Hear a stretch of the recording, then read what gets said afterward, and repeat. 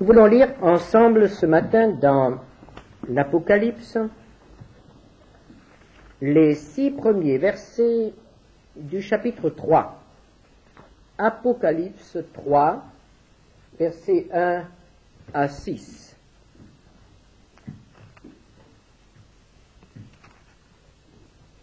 Écrit à l'ange de l'église de Sardes. Voici ce que dit celui qui a les 7 esprits de Dieu et les 7 étoiles. Je connais tes œuvres. Je sais que tu passes pour être vivant et tu es mort. Sois vigilant et affermis le reste qui est près de mourir. Car je n'ai pas trouvé tes œuvres parfaites devant mon Dieu. Rappelle-toi donc comment tu as reçu et entendu, et garde et repens-toi. Si tu ne veilles pas, je viendrai comme un voleur et tu ne sauras pas à quelle heure je viendrai sur toi. Cependant, tu as à Sardes quelques hommes qui n'ont pas souillé leurs vêtements. Ils marcheront avec moi en vêtements blancs parce qu'ils en sont dignes. Celui qui vaincra sera revêtu ainsi de vêtements blancs.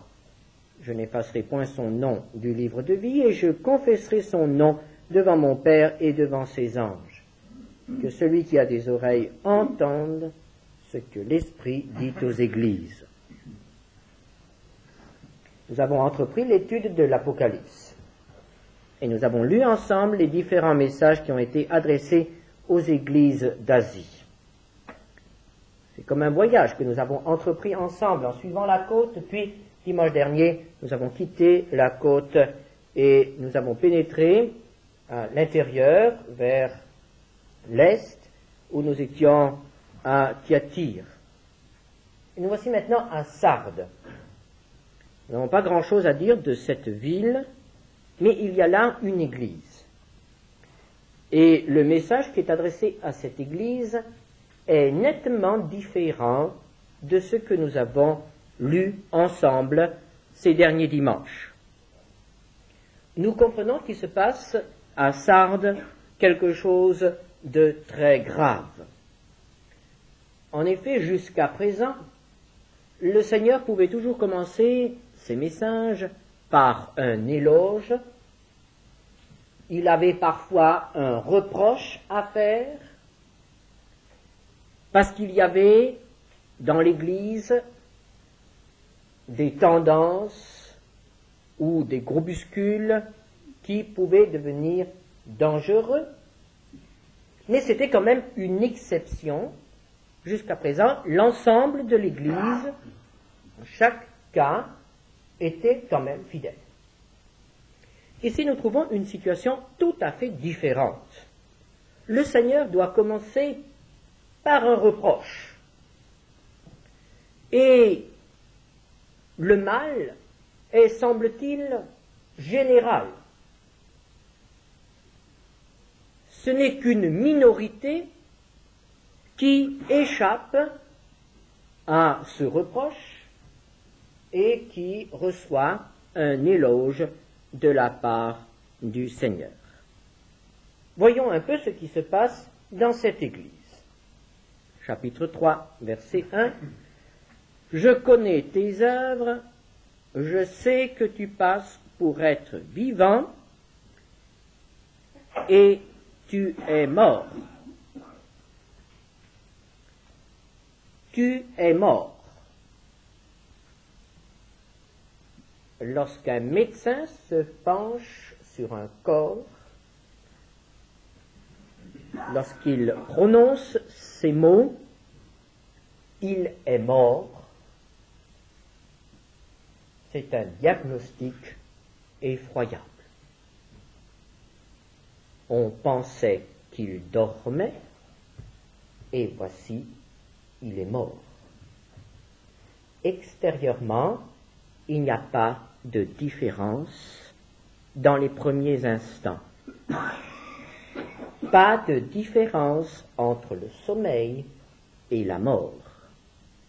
Mais en réalité, la différence est énorme. Celui qui dort se réveillera, reprendra ses activités. Celui qui est mort ira en se décomposant.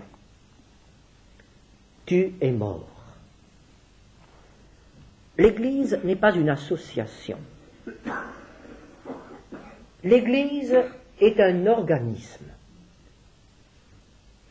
L'Église est appelée le corps de Christ.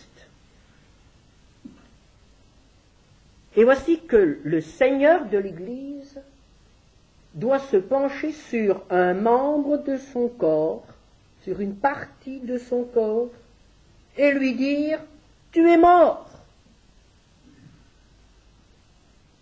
Une partie du corps de Christ a été touchée par la mort. Le temple du Saint-Esprit, le temple du Dieu vivant est mort. Quel diagnostic, quelle situation. Jésus doit dire à cette Église, tu es mort. Et pourtant, tu passes pour être vivant. Le Seigneur a vu que cette Église était morte, mais le visiteur ne le voit pas. Et il semble que les membres de l'Église ne le voient pas. Et il semble que cette Église continue à vivre sur sa renommée. Dans toute la région, partout où cette Église est connue, on en parle comme d'une Église vivante. On parle de ses œuvres, on parle de ses activités, on parle de ses réunions, on parle de ses membres. Il y a une renommée, mais une renommée qui ne correspond absolument pas à la réalité. Aussi quel drame lorsqu'on s'attend à trouver une église vivante et on se trouve dans une église dont le Seigneur dit « elle est morte ». Mais qu'est-ce que cela veut dire? Quand est-ce que le Seigneur peut dire qu'une église est morte? Quand est-ce que le Seigneur emploie ce mot « mort » ? Que signifie-t-il? Si nous lisons certains textes de la Bible, nous voyons par exemple dans l'Épître aux Éphésiens, chapitre 2, verset 1er, « Vous étiez morts par vos offenses et vos péchés. » Dieu s'adresse à des hommes qui vivent dans le péché, c'est-à-dire des hommes qui n'ont pas été réconciliés avec Dieu, des hommes qui ne sont pas convertis, des hommes qui ne sont pas pardonnés, des hommes qui vivent à l'écart, loin de Dieu. Et Dieu leur dit, vous étiez morts. L'homme inconverti est mort pour Dieu. Ou encore, un autre texte, 1 Timothée 5, verset 6.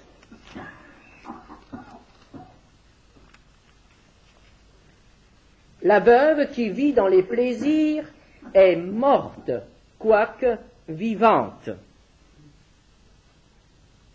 Voici des femmes qui, dans l'Église, avaient une fonction, une responsabilité, et nous voyons que ces femmes ne remplissaient pas leur fonction, ne vivaient pas selon leur position. Alors Dieu dit, ces veuves sont mortes. Ou encore, Luc, chapitre 15.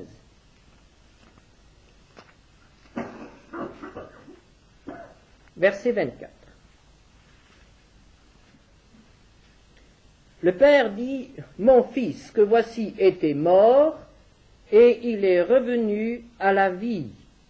Il était perdu, et il est retrouvé. » Ce texte est tiré de la parabole du fils prodigue.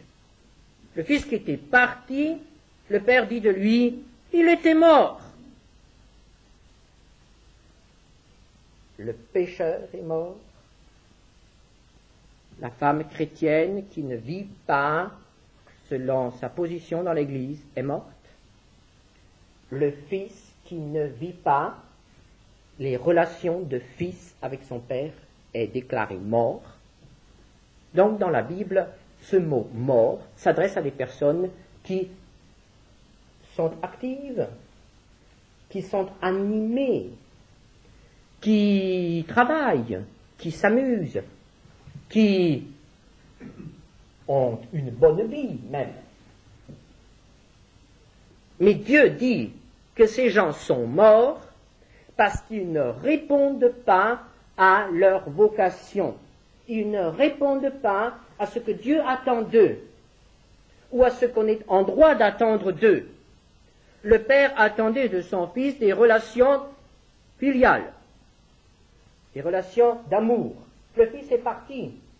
C'est comme si le Père n'avait plus de Fils. Le Fils avait renoncé à sa position de Fils envers son Père. Alors, quand le Seigneur dit à une Église, « Tu es morte », qu'est-ce que cela veut dire? Cela ne veut pas dire qu'il n'y a plus de membres dans cette Église. Cela ne veut pas dire qu'on ne chante plus, qu'on ne prie plus, qu'on n'étudie plus la Bible dans cette Église. Cela ne veut pas dire qu'on ne travaille plus dans cette Église. Mais cela veut dire que cette Église ne répond plus à la fonction que Dieu lui a donnée.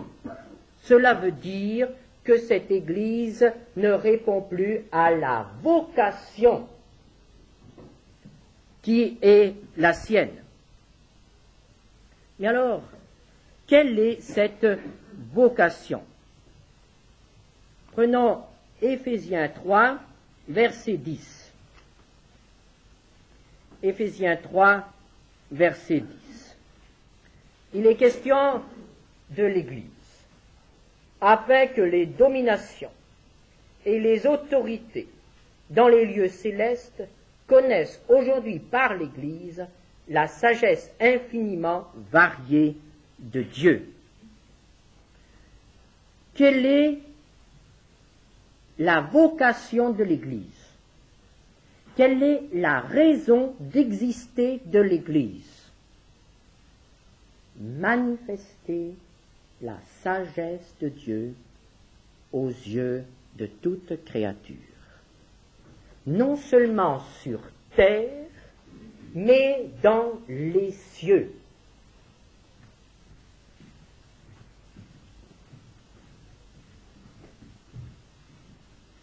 La vocation de l'Église, c'est la gloire de Dieu.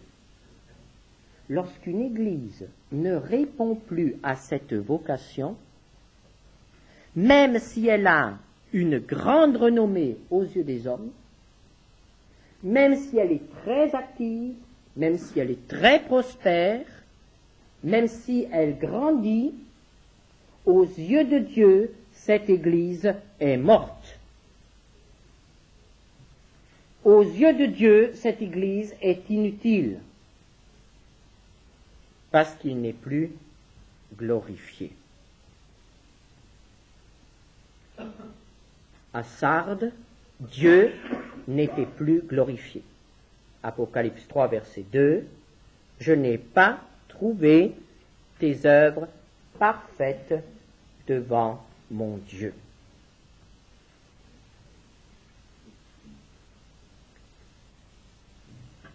Ce qui est vrai pour une Église est aussi vrai pour le croyant.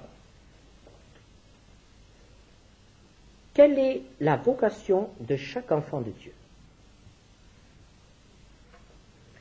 La vocation de chaque racheté du Seigneur est de vivre une vie qui glorifie entièrement son Sauveur. L'apôtre Paul pouvait dire, en parlant de lui-même et dirigé par le Saint-Esprit, Philippiens 1, verset 20, « Maintenant, comme toujours, Christ sera glorifié dans mon corps avec une pleine assurance, soit par ma vie, soit par ma mort. » Glorifié en toutes choses. Frères et sœurs, si nous appliquons ce critère à notre vie, quel sera le résultat?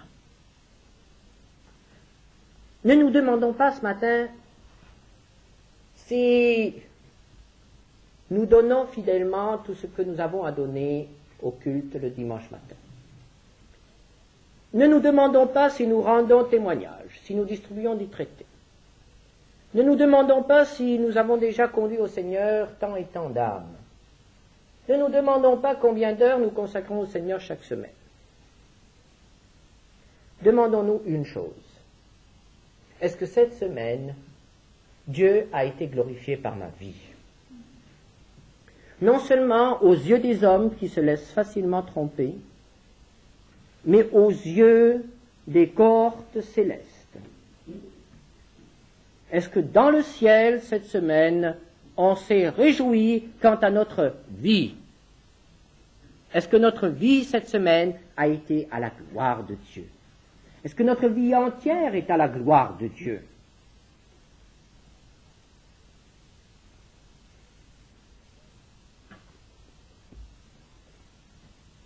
Le Seigneur nous juge d'après cela. À quoi sert tout le travail si ce travail ne glorifie pas le Père? À quoi servent tous nos sacrifices si Dieu n'est pas glorifié? Tu passes pour être vivant et tu es mort. Le mal dans cette Église s'appelle la routine, le formalisme. C'est aussi l'orthodoxie morte. Il n'y a pas dans cette Église d'erreur doctrinale. Il n'y a pas d'hérésie. Cette Église est dans la vérité, mais il n'y a pas la vie. Combien d'églises évangéliques sont dans la même situation? Leur doctrine est impeccable, mais il n'y a pas la vie.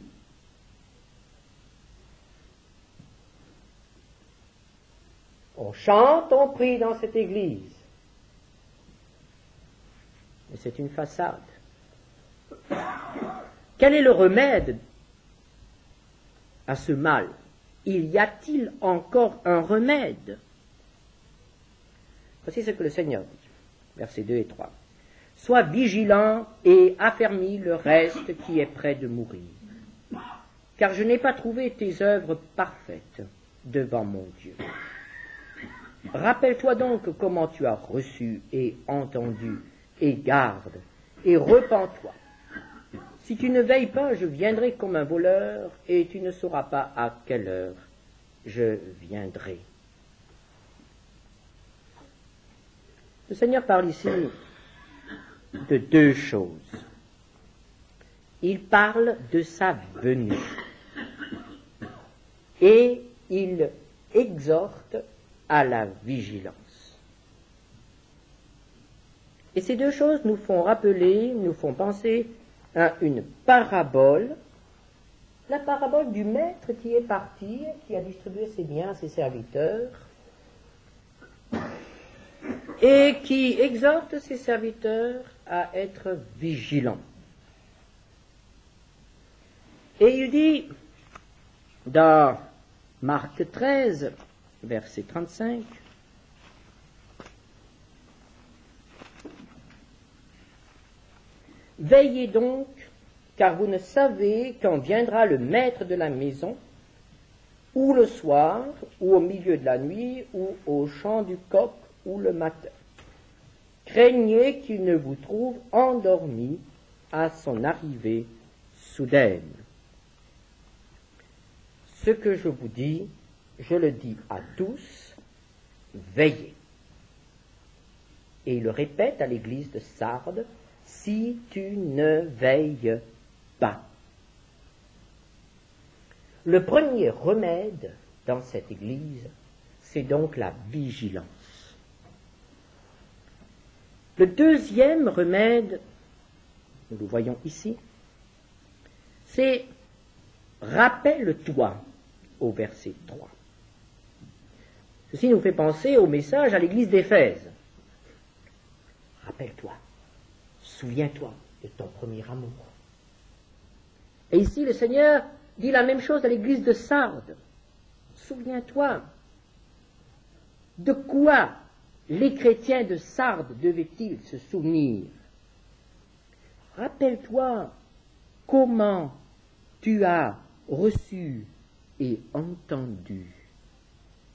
Il y a eu un moment, lors de la fondation de cette Église, où la parole de Dieu a été entendue dans toute sa puissance, dans toute sa beauté, dans toute sa vie, et où cette parole de Dieu a été reçue. Il y avait un écho dans les cœurs, et c'est le signe de la vie. Quand il y a un écho dans notre cœur, c'est qu'il y a la vie. Lorsque nous nous adressons à un mort, il n'y a plus d'écho, il n'y a plus de réponse. Est-ce que lorsque nous lisons la parole de Dieu, ou est-ce que lorsque nous entendons la parole de Dieu, il y a quelque chose qui vibre en nous? Ou bien pensons-nous à toute autre chose? Ou bien pensons-nous à la fin de la réunion? Il n'y a plus d'écho. La parole de Dieu ne peut plus nous faire vibrer. La parole de Dieu ne peut plus nous enthousiasmer ou nous humilier, nous réconforter ou nous châtier. Lorsqu'on s'adresse à un vivant, il y a une réponse. Lorsque Dieu s'adresse à un mort, il n'y a plus de réponse. Est-ce que ce matin, il y a une réponse dans notre cœur? Est-ce que Dieu peut trouver un écho en nous? Souviens-toi comment tu as reçu et entendu. Et garde. Le chrétien a un trésor qu'il doit garder. Quel est ce trésor? Tout d'abord, de se savoir aimé de Dieu, de se savoir appelé de Dieu, de se savoir choisi de Dieu, de se savoir membre de l'Église du Seigneur. Quel trésor! Est-ce que nous avons gardé? Est-ce que nous avons gardé ce que le Seigneur nous a confié? Est-ce que nous avons gardé notre vocation? Est-ce que nous avons gardé un niveau spirituel que le Seigneur nous avait fait atteindre? Ou bien est-ce qu'au contraire, il y a eu une perte?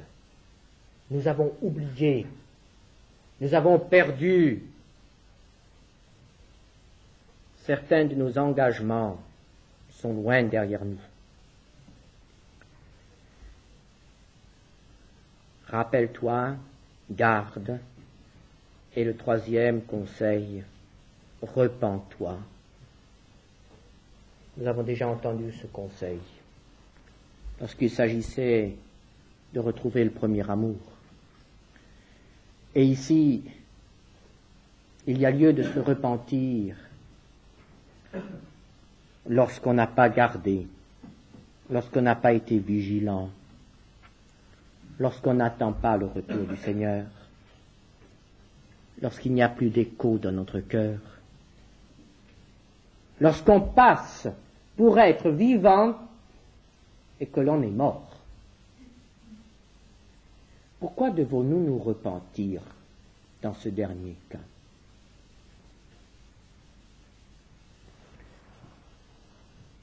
Parce que ceux qui viennent à nous et croient que nous sommes vivants se repèrent d'après nous, se réfèrent à nous et regardent au Seigneur par nous. Si un jour le Seigneur leur ouvre les yeux sur notre état véritable, croyez-vous que ce ne sera pas un choc terrible dans la vie de ces personnes qui, au lieu de découvrir le chrétien vivant qu'elles croyaient connaître, s'aperçoivent qu'il n'y a qu'une façade. Au lieu de découvrir l'Église vivante dont on leur avait parlé, s'aperçoivent qu'il n'y a qu'une façade. Tu passes pour être vivant et tu es mort. Tu es mort. Alors repens-toi. Y a-t-il moyen de revivre? Le remède se trouve aussi indiqué ici. Nous avons vu d'abord la vigilance, puis des conseils, et enfin la personne du Sauveur. Nous en revenons toujours là. La véritable guérison de tous nos maux se trouve dans la personne de Jésus. C'est lui qui peut nous guérir. Et voilà comment le Seigneur veut guérir cette Église malade.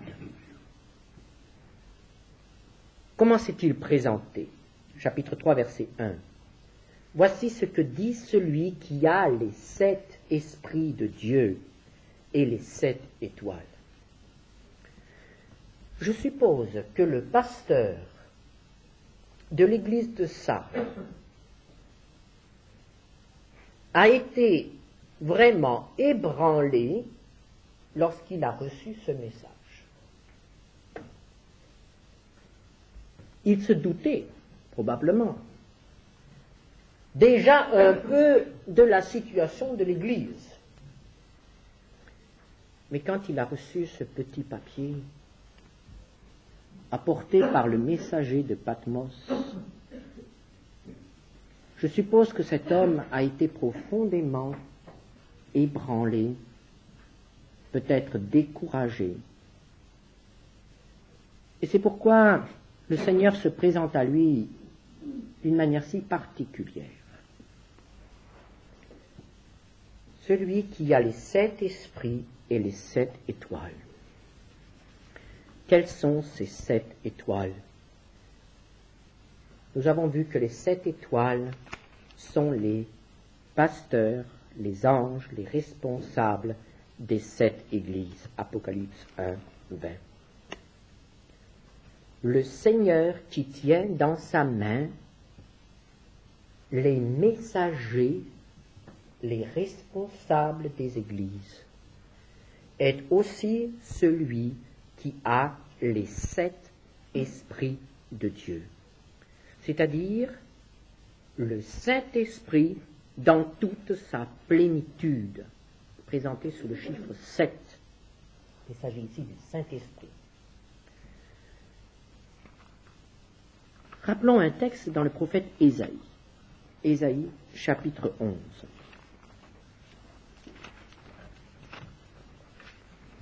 Verset 2. L'Esprit de l'Éternel reposera sur lui. Il s'agit du Messie. Esprit de sagesse et d'intelligence. Esprit de conseil et de force. Esprit de connaissance et de crainte de l'Éternel. Voilà l'Esprit de Dieu. Le Seigneur rappelle à son serviteur découragé, tu es dans ma main. Mais dans ma main, il y a aussi tout ce qu'il te faut pour répondre à cette situation si grave. C'est dans la plénitude du Saint-Esprit que ce serviteur de Dieu et ceux qui l'entourent pourront trouver le remède à la situation de l'Église. L'Esprit de Dieu est un esprit de vie. L'Esprit de Dieu est un esprit de résurrection. Il peut faire revivre ce qui est mort. J'ai dit tout à l'heure qu'il y avait dans cette Église quelques hommes qui méritaient un éloge. Chapitre 3, verset 4. Cependant, tu as à Sardes quelques hommes qui n'ont pas souillé leurs vêtements. Ils marcheront avec moi en vêtements blancs parce qu'ils en sont dignes.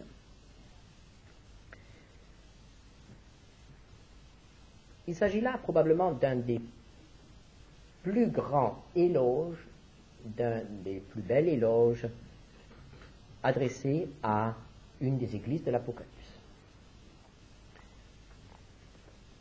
Cet éloge s'adresse à quelques-uns. Tu as à Sardes quelques hommes.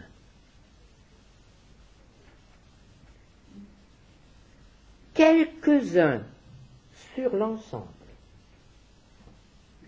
Quelques-uns qui tranchent sur l'ensemble. Quelques-uns qui ne sont pas morts, alors que les autres sont morts et paraissent vivants. Quelques-uns qui, lorsqu'ils prient, sont vraiment en communion avec Dieu. Lorsque Dieu leur parle, entendent vraiment qu'il leur parle. Quelques-uns qui ont la vie, alors que l'Église dans son ensemble est morte. Quelques-uns qui marchent en vêtements blancs, c'est-à-dire qui n'ont pas souillé leurs vêtements, nous est-il dit ici. Quels sont ces vêtements? Prenons Apocalypse 19, verset 8. Il lui a été donné à l'Église de se revêtir d'un fin lin éclatant pur, car le fin lin, ce sont les œuvres justes des saints. L'Église faisait des œuvres mortes, et ces hommes-là faisaient des œuvres vivantes. Cela se voyait à leurs vêtements. Ils ne se sont pas souillés. Un reste seulement. Une minorité qui devait bien souffrir. Frères et sœurs, si le Seigneur nous parle de nos vêtements ce matin, pourra-t-il dire que nous n'avons pas souillé nos vêtements? Comment sont nos vêtements ce matin? Comment est notre cœur ce matin? Sommes-nous venus au culte après avoir permis au Seigneur de nous purifier par le sang de Jésus? Avons-nous ce matin l'approbation du Seigneur? Seigneur, nous dit-il, c'est bien mon serviteur. Tu es juste parce que tu t'es revêtu de Jésus-Christ le juste. Comment nous présentons-nous devant Dieu? Souvenons-nous de ce souverain sacrificateur qui s'est présenté devant Dieu en vêtements souillés. Il s'agit de Josué dans une vision du prophète Zacharie. Il était là devant Dieu, il voulait servir Dieu, mais ses vêtements étaient sales. Il y en a un qui en a profité pour accuser cet homme et pour offenser Dieu. Le diable était là et il montrait du doigt ce serviteur de Dieu qui s'était sali. Et le diable triomphait, parce qu'il triomphe toujours lorsqu'il peut accuser les enfants de Dieu. Le péché de l'enfant de Dieu n'est pas quelque chose qui est seulement entre lui et Dieu. Mais le péché de l'enfant de Dieu est aussi vu par l'adversaire de Dieu et exploité par l'adversaire de Dieu. Un enfant de Dieu qui est dans ses vêtements sales est un homme qui ne glorifie plus Dieu et qui donne à Satan l'occasion de faire un scandale en la présence de Dieu. Quelle responsabilité! Et ce serviteur de Dieu a été purifié, et nous pouvons aussi être purifiés, nous pouvons aussi sortir ce matin de cette salle en vêtements blancs, lavés par le sang de Jésus. Il y a aussi une promesse au verset 5. À celui qui vaincra sera revêtu ainsi de vêtements blancs. Je n'effacerai point son nom du livre de vie, et je confesserai son nom devant mon Père et devant ses anges. celui qui vaincra. Comment est la victoire à Sardes? La victoire, c'est la vigilance. Le vainqueur, c'est celui qui veille, qui reste vigilant. Le vainqueur, c'est celui qui reste vivant quand les autres meurent. Le vainqueur, c'est celui qui reste pur quand les autres se souillent. Le vainqueur, c'est celui qui fait des œuvres vivantes quand les autres font des œuvres mortes. Alors ce vainqueur-là recevra des vêtements blancs et marchera avec Jésus. Et Jésus dit, il en sera digne. Digne de marcher avec Jésus. Digne de rester en communion avec lui. Digne d'être nommé devant le trône du Dieu 3 fois saint et tout-puissant, devant les myriades célestes. Le Fils de Dieu aime prononcer le nom de ses serviteurs qui sont dignes. Je confesserai son nom.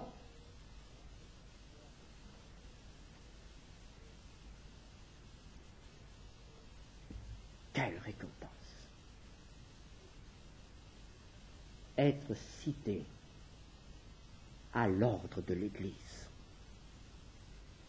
dans le royaume du Père, parce qu'on en a été digne. Aimeriez-vous cela? J'espère que oui. Que celui qui a des oreilles entende ce que l'Esprit dit aux églises. Amen. Brilleront comme les étoiles à toujours et à perpétuité. Ceux qui seront restés fermes, ceux qui auront fait preuve d'autorité, ceux qui n'auront pas été emportés par tout vent de doctrine, par toute nouveauté, par toute mode intellectuelle ou théologique, ceux-là brilleront et serviront à leur tour de guide pour les autres. À celui qui vaincra, je donnerai l'étoile du matin. Frères et sœurs, nous sommes comme l'église de Thyatire et nous avons à faire très attention. Dans les derniers temps, il faut rester fidèle à l'enseignement de la parole de Dieu. Ne pas nous laisser entraîner dans toutes sortes de facilités ou de nouveautés. Restons fidèles à la parole du Seigneur, que celui qui a des oreilles entende ce que l'Esprit dit aux églises. Amen.